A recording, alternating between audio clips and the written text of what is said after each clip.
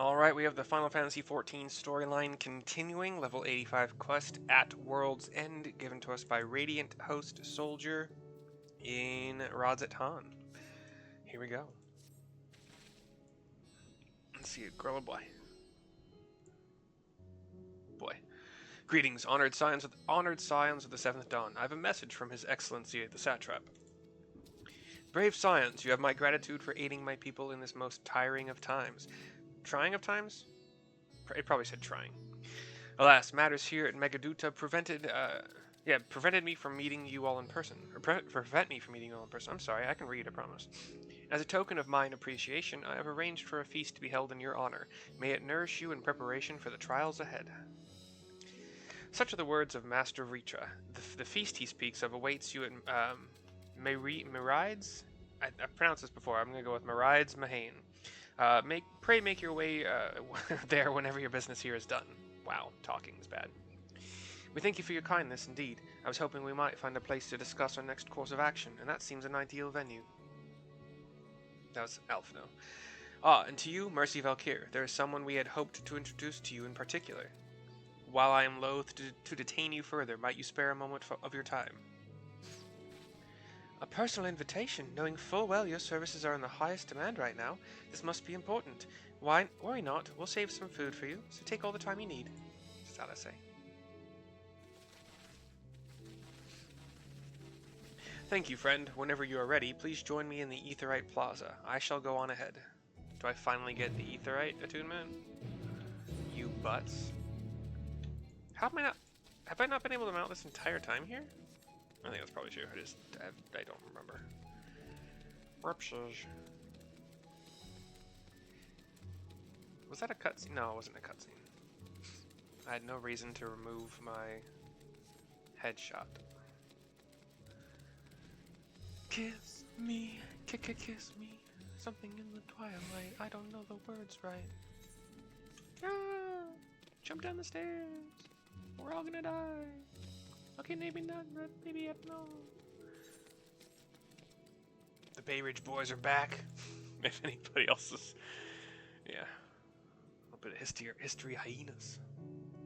We find the Radiant Host Soldier. Access to the Aetheryte you see there has been restricted to a select few ever since the tower first appeared.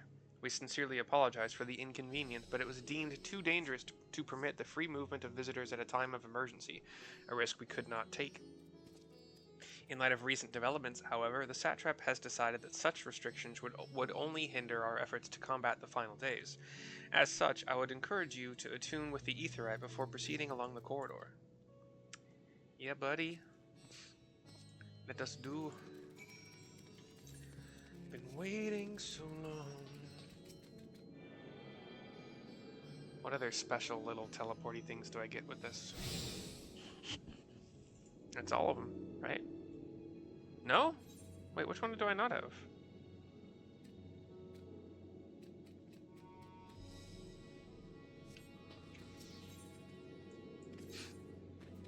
I have them all. Oh, it just didn't give me that special message. That's sad. We'll teleport. Here's the Radiant Host Soldier again. Ah, you must be wondering what this place is. You stand in the Hall of the Radiant Host, from where our leadership oversees all of Rodzet Han's military operations. Sundrop, yeah, our destination, lies just ahead. I don't know why I didn't think I read Sundrop correctly, but whatever. We go through this door. We have a long table with some delegates from Gridania, Ulda, Alamigo, La Minsa, Doman. I don't know if have I met Shirabot before? And then the Ishgardian delegate. Cutscene now. Remove headshot. Go. Welcome to Sundrop. Without further ado, allow me to introduce you to...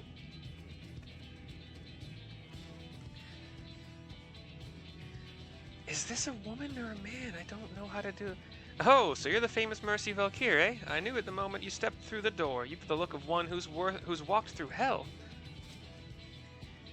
Shirabot, please, you are speaking to the Satrap's honored guest and the savior of our people. Can you not show a modicum of respect? So, dressed either way, either a somewhat I don't care if I mince words a little bit. Kind of dressed like a man. I think I might see the outline of boobs. The face is, there's a lot of floppy kind of hair on top, kind of a big amount of golden locks that kind of are shaped like a bowl, but it's not a bowl cut. It got strands dropping down all over the place, and like, but it doesn't go past like the cheeks or like the top of the neck. But yeah. Anyway, I'm bad describing things and people. What disrespect is there in paying a fellow warrior a compliment? We're all friends here, or will be soon enough. More formally, then, for the benefit of my countrymen, it is a pleasure to have you with us, O great champion of Eorzea, sign of the seventh dawn, warrior of light, and all-around good egg, I'm sure. I think it's a girl. A woman. My options are, what is this place? Who are you? This talk of eggs reminds me I'm late for dinner. Who are you? I cock my head. So we have not met. I thought the name was familiar, but I guess not. A fool with too many scars and knees that ache in the winter. The name's Shirabat, and I attend to business here. As for what sort of business, how can I put it? ... question mark. Radz-at-Han welcomes delegates from other lands to oversee trade and diplomatic dealings. Then there are military matters to discuss, which is why all these officers are stationed here in Sundra. I imagine you're more than familiar with each of the nations they represent, yes? Yeah, I am. We've got representatives from Doma, the samurai, definitely like samurai gear, bows. Ul'dah and Alamigo. They both give their salutes. Limsa Lominsa. He's got cool freaking armor. I want his armor. It's like black and red and looks kind of like scales. Gridania. Yellow of the Twin Adder. And last but never let it be said least, Ishgard. But never let it be, yeah. Least, Ishgard. They're the eyes, ears, and mouths that bridge the distance between Radz-at-Han and their respective homelands. This is an Ishgardian elf in full plate. Well, not full plate, but close to it. We've used this brief respite to share the details of our plight with our overseas counterparts. And wouldn't you know it, all of their leaders requested a few words from you specifically. You're a woman in high demand, eh? And so, would you mind regaling us with your own account? Indulge us before you indulge yourself? I nod. Cutscene fades black. We're at the table sitting. I am recounting. Regaling. The Lominsan delegate, I thank you for the report that conditions under which men are turned to beasts, the etheric anomalies you have observed, you have given us much to consider. It is concerning that the first transformation apparently occurred before the skies turned red. 'Tis contrary to what one would expect. The elf from Ishgard. Thankfully, the information you conveyed to Lucia upon your return from the moon has already proved invaluable. As soon as reports of the calamity here in Thavnair reached the Grand Company of Eorzea and our far eastern allies, our leaders knew at once that the final days were indeed upon us. They began taking steps to assess the extent of the phenomenon's spread. Our agents were able to confirm that, for the time being, the skies burn only over the Bounty, including this island of Corvos. She thinks. Alas, that is of little comfort. The Gridanian delegate. Aye, all throughout allied lands there have been reports of people transforming into hideous beasts. Looks a little bit of shock from me. From what little we have learned, these incidents are similar in nature to that involving the merchant Kalzal. As was the case here, the victims underwent the change prior to the heavens being set ablaze. And so, while the burning skies have yet to manifest beyond the Bounty, the transformations do not appear to be subject to any similar restriction. If anyone, anywhere, overcome by despair can turn, then nowhere is safe. Gets a nod from Shirabat. That's about the size of it. Speaking of which, we ought to give these creatures a name, don't you think? Here in Radz-at-Han, we've taken to calling the first to change, which tend to be the biggest, blasphemies. Gets nods from a couple. The Gridanian delegate. As fitting a name as any, to ensure clarity in future communications, we shall urge our comrades to adopt this terminology. The Ul'dah delegate. Our leaders have taken measures to deal with the threat to the best of our abilities. She's got like a white kind of bandana over, like it's poofing up her red hair. The Alamegan delegate. Aye, each nation has assembled their own groups of elite soldiers to put down these so-called blasphemies and their spawn as and when they appear. At the same time, they are doing all in their power to put the people's minds at ease and prevent panic and fear from spreading. That said, brave souls with the strength and fortitude to fell these terrible fiends are not easily found. I'm not gonna do, I don't do Asian voices very well, so I'm not even gonna try, but the Doman delegate, I think it's a female samurai. Just so, and it is for that very reason that we turn to you. Pray lend us your strength and help us to slay the blasphemies that plague our homelands. Okay, I might have done a tiny bit of it. I don't think it was good though. Now, and Sherbot. Now, you don't have to give your reply before dinner. I should also mention that each blasphemy seems to possess wildly different characteristics. What works well against one may serve you poorly against another. So before you go rushing off to save everybody's day, have a word with the delegates. They'll tell you what to expect. One more nod from me. Smile from Sherbot. She gets up. And with that, I do believe our friend here has a feast to attend. Spare a thought for us while you're tucking into all the fine cuisine, eh? You have gained access to the role quest for Endwalker. A separate quest line and story is now available for tank, melee DPS, physical range DPS, magical range DPS, and healer roles. To undertake these quests, speak with any of the delegates in Sundrop and agree to help defeat the blasphemies that plague their respective homelands. If this is anything like the one I did in the previous expansion, it was a lot of fun, and I will be doing them. I think I'm going to have to do at least one of them. The Ishgardian delegate seems to want a magical range DPS. I don't think I have a physical range DPS. Last time it was just a ranged DPS, so that kind of sucks. I have to remember to come back here and do that. Sad. Okay. Radiant Host Soldier. Pray forgive Sherbot her rudeness. She can be a bit boisterous at times, but it is simply her nature. Anyway, my apologies for keeping you from your hard-earned rest. You will be rejoining your companions, yes? Do you know the way to the Mahane? I know Rod's at home like the back of my hand. Or I have a terrible sense of direction, but I chose the first one. Glad to hear you're becoming familiar with our fair city. You'll be pleased to hear that all drinks are on the house, so order whatever suits your fancy. Oops, hold on. And with that, I must return to my post. On behalf of all the Radiant Host, I thank you and your friends once more for lending your strength and courage to Rotet-Han in our time of need. We shall endeavor to fight the good fight to the end, that we might honor Ahawan's legacy and serve Master Vritra well. You have my word that your efforts will not be in vain. Gives a salute to me. Walks through me. How rude. And let's see, is there fast? Yeah, we'll go to whatever this one is.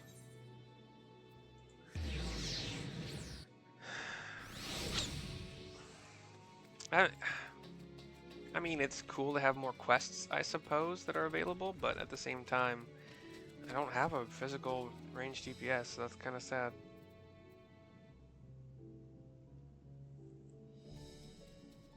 I have a dancer.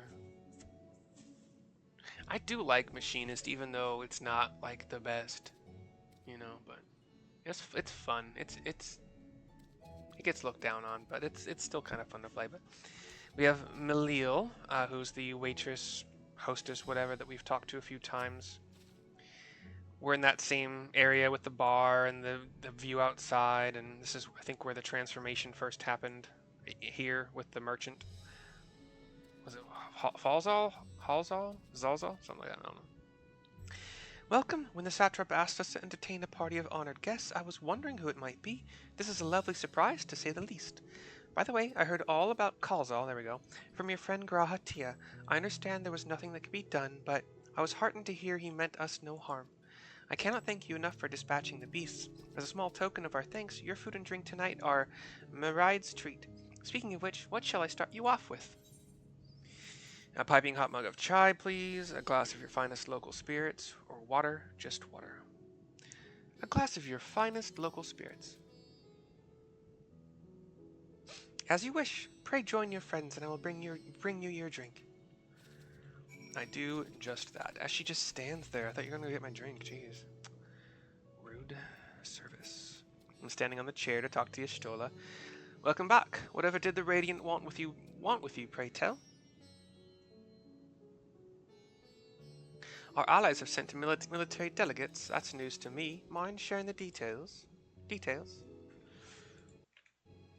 Cutscene. Remove headshot. Take drink. So blasphemies now plague all the realm. Yes, I don't have to talk. It will only get worse if what Father said is true, as it did in Amarot. If that's our model, then shouldn't we expect the effects to grow more severe as it feeds off its own spread? As if people transforming into those monstrosities wasn't bad enough. If the flora and fauna, if the land itself turned against us. No one would survive.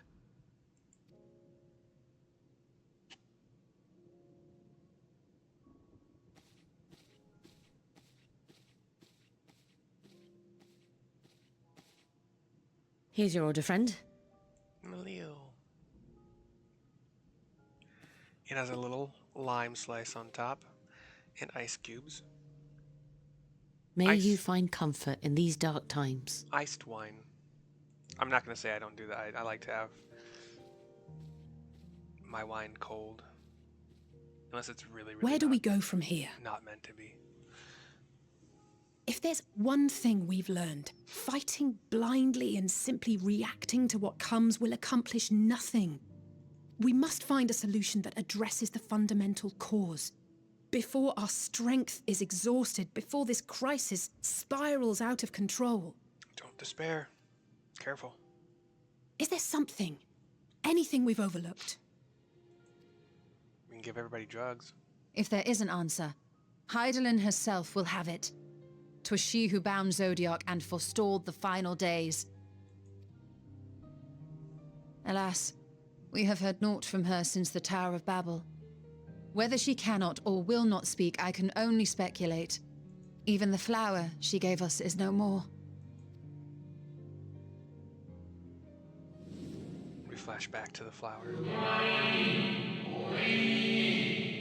In our time, we called it Elpis. I don't, that's annoying. You would do well to remember the name. I relay this information. So advised the Watcher. But what could be the significance of that name? It is entirely unfamiliar to me. To me as well. It meant something to the ancients, though. In our time. Most surely. Yet I do not recall a single mention of it in the records of Anida. Another dead end. And quite literally. It's not as if there are any ancients living we could go and ask. Living, no, but doesn't that... Not alive as such, but not quite dead. Yeah, doesn't that Amarot place still kind of exist? And it's... Or was it powered by... whatever that dude's name was? And since he's gone... Elidibus. Yeah, I don't know. I sealed him in the white auracite of the Crystal Tower back on the first. Contained within that reservoir of ether that maintains it, ether that is returned little by little to the sea. Naught may remain of his soul. However, if part of it lingers, we might be able to speak with him there. I know we can no longer make that journey, but you, my friend, still can. My options are, it's worth a try, or it would be an opportunity to look in on the others as well, or if there is truly no other way. It would be an opportunity to look in on the others as well. Thank you, my friend. That would mean much to me. If nothing else, should we learn the First is safe, we'll have that much more reason to keep fighting the good fight. That said, the odds are not in our favor, to say the least. Which is why we're fortunate to have Urianger up there on the moon, working hard to make all the necessary preparations for our departure, should it come to it. And why we have nothing to lose by staying the course till the last instant. Indeed. To the last, let us all do what we can. I will consult with Master Matoya and see if she knows of a way to reach Hydaelyn from the ethereal sea. And I will visit the nation's leaders and attempt to ascertain how far the final days have progressed elsewhere. Keep me abreast of your findings. I can seek out and slay the worst of the immediate threats, if only to slow the spread. Unease, terror, despair. Try as we might to suppress them, these emotions will return to harry us time and time again. But when they do, remember this. Your friends and loved ones are out there somewhere, sharing in your struggle. You are not alone.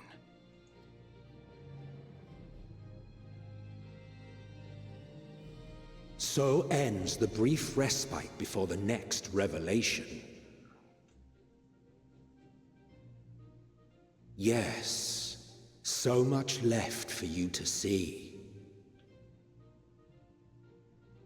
Where beginning ends, and end begins.